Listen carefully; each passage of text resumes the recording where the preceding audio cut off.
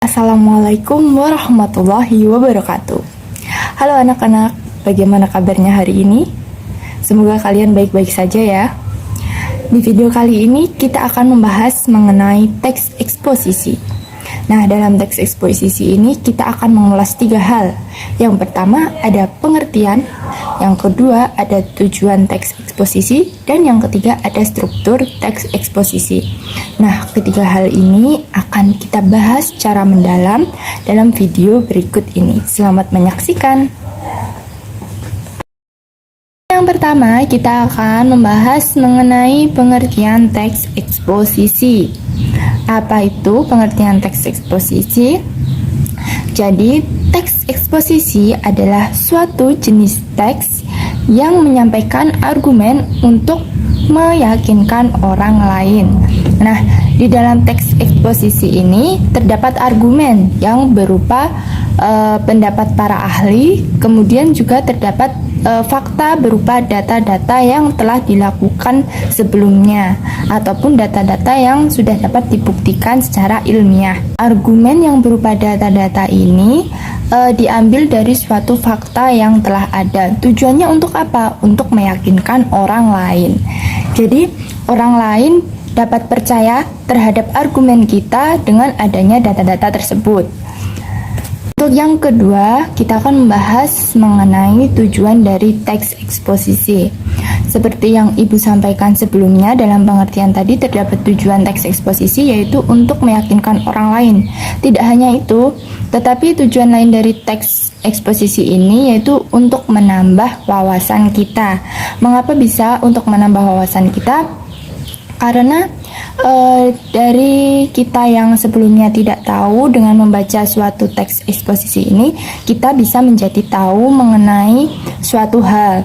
Misalnya kalian ini belum tahu misalnya kalian ingin membeli HP, kemudian kalian tidak sengaja membaca teks eksplanasi mengenai suatu HP, salah satu HP dengan merek tertentu, misalnya merek A. Nah, di dalam teks eksposisi ini terdapat argumentasi mengenai keunggulan dari HP A ini.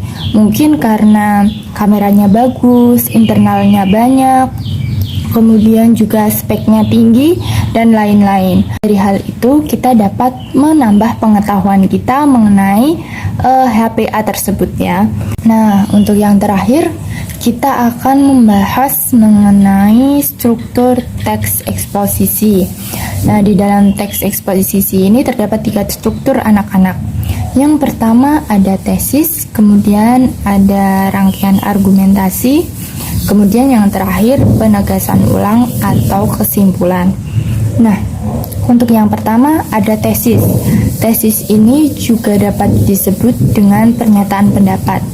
Nah, di dalam tesis ini berisi mengenai suatu gagasan ataupun pengenalan isu mengenai suatu hal, dan juga dapat berisi mengenai pernyataan dari penulis secara umum tentang suatu hal yang akan dibahas dalam teks tersebut.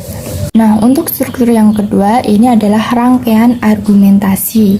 Di dalam rangkaian argumentasi ini berisi mengenai fakta berupa data, kemudian juga dapat berupa pendapat para ahli ataupun pendapat-pendapat yang lainnya. Nah, di dalam rangkaian argumentasi ini kalian harus dapat menuliskan secara rinci dan mendetail.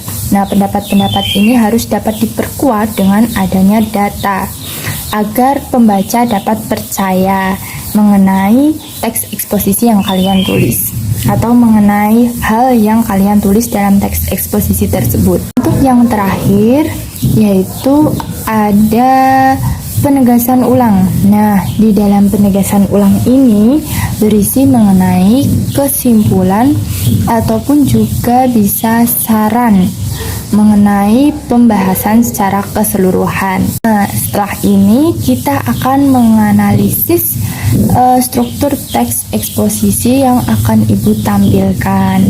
Nah, kita akan menganalisis mana yang disebut dengan tesis, kemudian mana yang disebut dengan rangkaian argumentasi, kemudian juga mana yang disebut dengan penugasan ulang. Nanti kita tunjukkan dengan disertai alasan ya. Baiklah, kita masuk pada contoh berikut ini. Nah, ini adalah salah satu contoh teks eksposisi yang berjudul Hutan Kita Semakin Suram.